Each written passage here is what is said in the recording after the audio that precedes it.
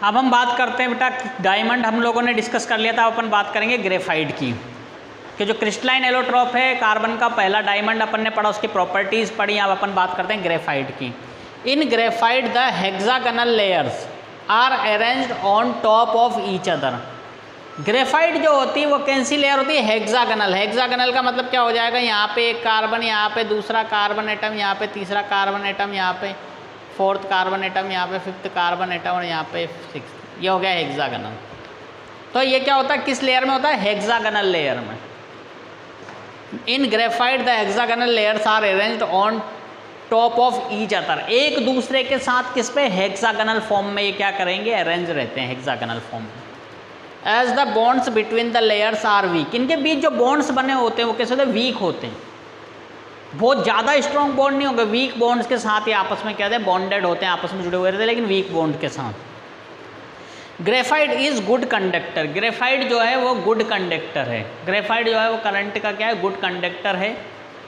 It is shiny substance. इसकी जो substance होती है, जो इसकी जो ये पदार्थ होता है वो कहता है शाइनी होता है। शाइनी का चमकीला, शाइन होता है। आपने आपकी जो पेंसिल आती है लिखने वाली, उसमें जो आगे वाला पार्ट आपने देखा होगा, उसको हम क्या मानते हैं? ग्रेफाइट होता है वो। तो आगे वाला पार्ट कैसा? ग्रेफाइट। कैसा दिखाई देता है? शाइनी दिखाई देता।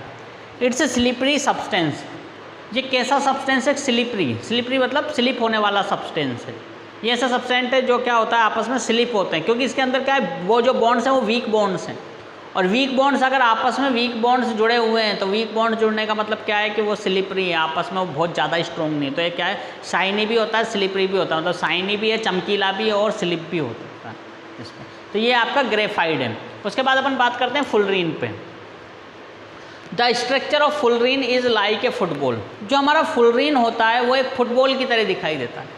इसका जो स्ट्रक्चर है किसकी तरह होता है? फुटबॉल की तरह होता है। 60, 70 और more carbon atoms are found. Generally इसमें जो कार्बन जुड़े हुए रहते हैं वो 60 और 70 कार्बन होते हैं। कई बार थोड़े से ज़्यादा मोर भी हो सकते हैं, 70 प्लस भी कुछ हो सकते हैं। तो 60 और 70 fullerene molecule. C60 is most stable fullerene. C60, जो C60 है वो कैसा है? मोस्ट स्टेबल फुलरीन होता है। जो सबसे ज़्यादा स्टेबल है वो कौन सा है? C60 जो है वो मोस्ट स्टेबल फुलरीन हो जाएगा। It is bad conductor of carbon. ये कार्बन का कैसा कंडक्टर है? बैड कंडक्टर है। मतलब ये क्या है?